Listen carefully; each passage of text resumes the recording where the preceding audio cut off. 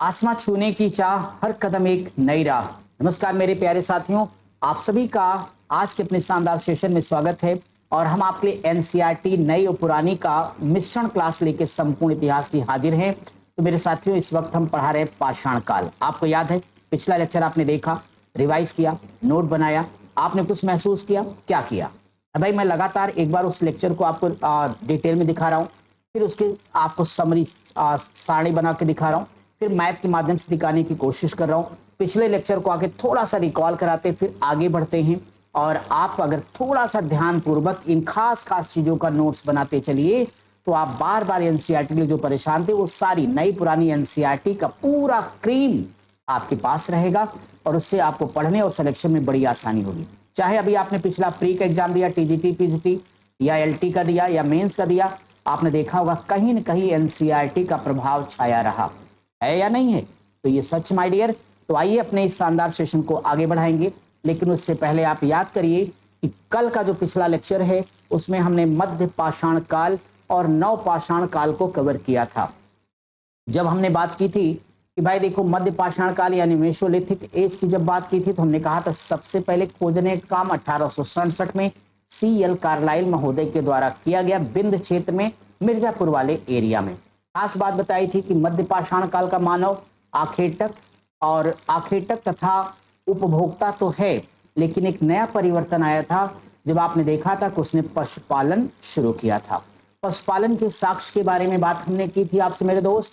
क्या बात की थी कि देखो पशुपालन का प्राचीनतम साक्ष्य हमें मध्य प्रदेश के आदमगढ़ से, राजस्थान के बागौर और गुजरात के लोटेश्वर से प्राप्त हुआ है। साथ ही साथ हमने कहा था इसमें माइक्रोलिथ्स यानी सूक्ष्म पाषाण उपकरण मिले थे। ये हमने चर्चा की, उनकी विशेषता बताए, उनके प्रमुख स्थल बताए और दिखाए। फिर हम नव पाषाण काल में आए। नव पाषाण कालीन स्थलों की चर्चा की। सबसे बड़ा क्रांतिकारी बात यहाँ पे ये हुई कि नव पाषाण काल में पहली बार मानव क्या बना। देखिए पहले से वो आखेटक था, पशुपालक था, लेकिन एक बड़ा परिवर्तन आया, क्रांति आती। अब वो क्या बनता? खाद्य का उत्पादक बना। यानी कृषि कार्य का प्रारंभ, कुम्भकारी का प्रारंभ, आग की नियमित खोज हो जाना, गांव की बसने की प्रक्रिया का शुरू हो जाना, दाह संस्कार की शुरुआत कर देना, पत्थरों का पहले की तुलना में बेहद सुडौल, सूक्ष्म और धारदार बन जाना। ये तमाम जो परिवर्तन थे वह नव पाषाण काल से स्टार्ट हुए। मेरे प्यारे साथियों, आज का जो सेशन है वो एकदम से ही डिफरेंट है। आज के सेशन में तीनों पुरा पाषाण काल, मध्य पाषाण काल, नव पाषाण काल की एक सारणी, एक चार्ट, एक टेबल बना के लाया हूं जिसकी जितनी परीक्षाओं में पूछे गए सवाल लाइन टू लाइन एक बार तुलना करा दूंगा तो आपके चैप्टर बेहतर तैयार हो जाएगा। ठीक है, और ये जब चैप्टर हमारा खत्म हो जाएगा तब हम आपको महापाषाणिक संस्कृतियां और दक्षिण भारत की संस्कृतियां पढ़ाएंगे। जब वो कंप्लीट हो जाएगा तब सैंधव सभ्यता पर आएंगे। सोचिए कि एक भी चीज एकदम सीक्वेंस से आपकी चलती चली आ रही है। इसमें हमने इस बात का ख्याल नहीं रखा कि आपको कौन सा पसंद आएगा। हमने इस बात का ख्याल रखा कि आपकी परीक्षा में जब सवाल आएगा तो आपकी जिंदगी में खुशियां ही खुशियां होंगी, फिर सब पसंद हो जाएगा। तो बिना देरी के आज के सेशन की करेंगे शुरुआत। लीजिए भैया, हम 12वीं अपने लेक्चर के अंतर्गत आपको जो बताने जा रहे हैं, सबसे पहले पुरा पाषाण काल आपके सामने है। एक एक चीज रिवीजन कर लो दोस्तों, एक एक चीज। और थोड़ा सा आप लोग कमेंट में कंजूसी कर रहे हैं, यार इतना भी गुरुदक्षिणा नहीं दे सकते। कमेंट लाइक भी आप भूल जा रहे हैं, ये ठीक नहीं भाई। तो कम से कम ये करिए। और आपके तमाम साथी उसके बाद भी कहते हैं सर एनसीईआरटी वाली क्लास कोई पढ़ा रहा हो बता दीजिए। तो भैया आप उनको बता दो यहाँ फ्री चल रहा है, इतना तो बता दो। तो चलिए सबसे पहले हम आपसे पुरा पाषाण काल के बारे में बात करेंगे, पैलियोलिथिक एज के बारे में बात करते हैं। ये देखिए जब आप बात करते हैं पुरा पाषाण काल की तो पुरा पाषाण काल के बारे में इसे इंग्लिश में क्या कहेंगे? पैलियोलिथिक एज आपने पढ़ा था। या माय डियर इसी को कहा गया old stone age. Old stone age हो गया आपका। और इस पुरा पाषाण काल का मानव कैसा है? आखेटक है यानी शिकारी है वो, और खाद्य का संग्राहक के सवाल पूछा जा चुका है माय डियर। तो पुरा पाषाण काल का जो मानव है वो आपने कहा कि सर वो आखेटक है, ठीक है, और साथ ही साथ वो खाद्य का संग्राहक है। ये इसकी विशेषता हो गई, अच्छी बात है, खाद्य का संग्राहक है। अब इसकी विशेषताओं में जो पुरा पाषाण का मानव है वो कृषि और पशुपालन दोनों से अनभिज्ञ है, यानी अपरिचित है। कैसा है वो? अपरिचित है। यहाँ पे जो आदि मानव हमारा था उसका जीवन कैसा, घुमंतु घुमंतु घुमंतु जीवन है। आग की उसको जानकारी तो हो गई थी, लेकिन उसका उपयोग वो बिल्कुल नहीं जानता था। इस पूरा पाषाण काल का 3 हिस्सों में विभाजन कब हुआ? 1870 में एरडोड लार्टेट के द्वारा यह विभाजन किया गया। एरडोड लार्टेट के द्वारा 3 भागों में, निम्न पुरा पाषाण काल, मध्य पुरा पाषाण काल और उच्च पुरा पाषाण काल। निम्न पुरा पाषाण में क्या क्या खास है? तो निम्न पुरा पाषाण काल, इसका विकास कब होगा? हिम युग में। यहाँ खास बात है, सोहन संस्कृति हम उत्तर भारत में पढ़ चुके हैं, मद्रास संस्कृति दक्षिण भारत में। पहला हैंडेक्स या हस्त कुल्हाड़ी का प्रमाण हमें कहाँ मिला? मद्रास के पलवरम से। किसने हमें दिया ये? तो रॉबर्ट ब्रोसफुट ने। सब डिटेल में पढ़ा चुका हूं, बस केवल शार्ट रिवीजन कैसे करना आपको यही बता रहे हैं। जब सब पढ़ लिया तो रिवीजन में क्या क्या तथ्य आपके सामने होने चाहिए वही दिखाने की कोशिश कर रहा हूं। तो माय डियर, इसके अलावा उपकरण यहाँ पे किसके बने थे? तो क्वार्टजाइट पत्थर का इस्तेमाल किया गया। शिकारी मनुष्य था, ये कच्चे मांस और कंदमूल खा के अपना जीवन निर्वाह करता था। ये महत्वपूर्ण बातें निम्न पुरा पाषाण की हो गई। अब मैं बात करूंगा मध्य पुरा पाषाण काल में क्या है। यहाँ के तापमान में परिवर्तन आया, यहाँ पर फलक संस्कृति मिलेगी। इस फलक संस्कृति, इसको नाम किसने दिया? तो फलक संस्कृति तो फलक संस्कृति नाम कौन देगा? एच.डी. संकालिया। इनका नाम हमने कमेंट बॉक्स में पूछा था, कम ही लोग लिख पाए तब, जबकि हमने बताया था हंसमुख धीरज लाल संकालिया। एच.डी. संकालिया का पूरा नाम क्या है? हंसमुख धीरज लाल संकालिया पूछा जा चुका है। यहाँ पे बेधक यानी पत्थर और औजार में छेदनी और खुरचनी मिले हमें। मानव खाद्य संग्राहक है और एच.डी. संकालिया ने इसे नेवासा उद्योग का नाम दिया है। उच्च पुरा पाषाण काल में यह हिम युग की अंतिम अवस्था है। इसे ब्लेड संस्कृति के तौर पर जानेंगे। आखेटक संग्रहकर्ता मानव बना हुआ है, लेकिन एक बड़ी बात यह होगी कि उच्च पुरा पाषाण काल में आधुनिक मानव यानी होमोसेपियंस का मतलब बुद्धिमान प्राणी यानी ज्ञानी मानव का उदय हो गया। डी.बी. अग्रवाल महोदय ने बेलन घाटी को सोने की खान कहा है। सोने की खान किसको कहा? बेलन घाटी को कहा है। ये शब्दावली आपको जानते रहना पड़ेगा। माय डियर, इनके साक्ष्य निम्न प्रापाषाण काल के वो जो साक्ष्य कहां से मिले हैं? तो निम्न प्रापाषाण काल में एक प्रमुख स्थल आपका हथनोरा है, जो कि नर्मदा घाटी मध्य प्रदेश में है। दक्षिण एशिया में आदि मानव का प्रथम जीवाश्म यानी मानव खोपड़ी यहाँ से मिली है। 1982 में अरुण सोनकिया के द्वारा यहाँ पे उत्खनन कराया गया और अरुण सोनकिया को नर्मदा मैन के नाम से जाना जाता है। भीमबेटका इस काल का स्थल महत्वपूर्ण, जो कि भोपाल मध्य प्रदेश में है। यहाँ मानव निर्मित गुफाओं पर का घर है और वयस्क होमोसेपियंस के अवशेष है। बोरी, जो कि महाराष्ट्र में स्थल है, मानव अस्तित्व का भारतीय उपमहाद्वीप में पहला प्रमाण है और ये लगभग 14 लाख वर्ष पूर्व का माना जाता है। लगभग 14 लाख वर्ष पूर्व का मानव की खोपड़ी महाराष्ट्र के बोरी नामक स्थल से मिलती है। तो ये हमारा निम्न पुरा पाषाण काल के साक्ष्य हो गए। जो हमारा मध्य पुरा पाषाण काल का साक्ष्य और जो हमारा उच्च पुरा पाषाण काल का साक्ष्य वो देखें आप। तो मध्य पुरा पाषाण काल साक्ष्य कहाँ मिला? चिरकी महाराष्ट्र। ये यहाँ से उच्च कोट के हमें उपकरण मिले हैं। पहलगाम, जो कि कश्मीर में है, लिद्दर नदी क्षेत्र में।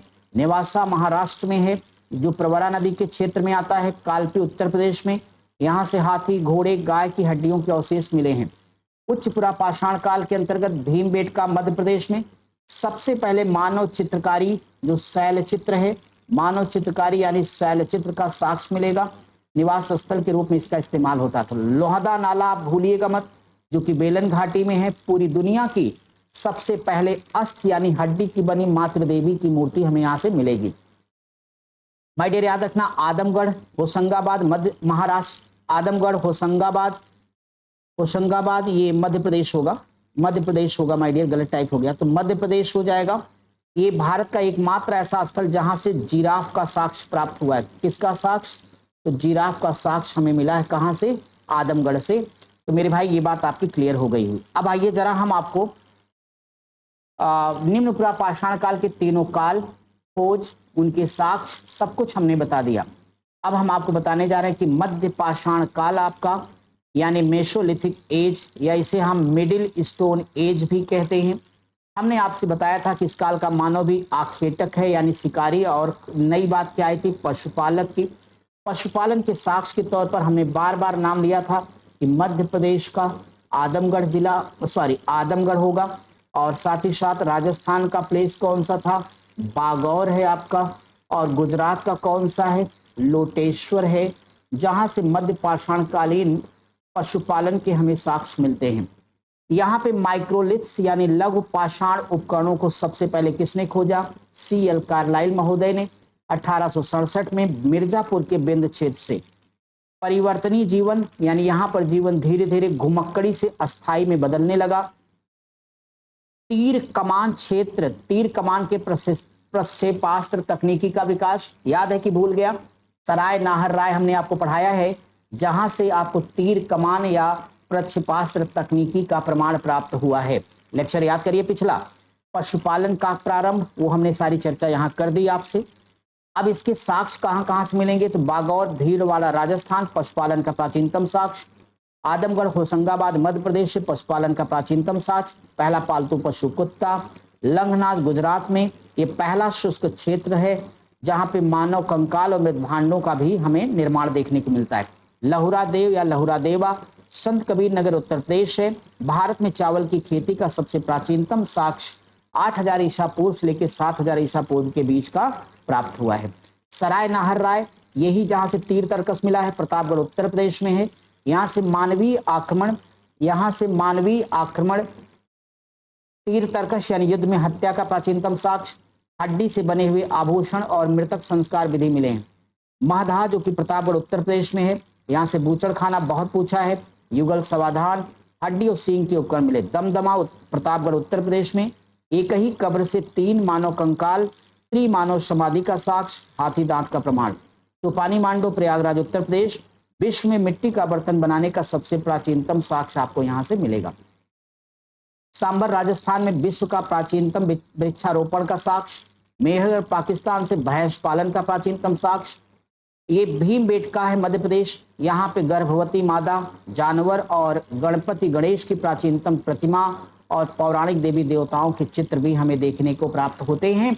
क्योंकि हम वर्तमान की तुलना जब ले जाके अतीत में करते हैं कई चीजों को पहचान पाते हैं।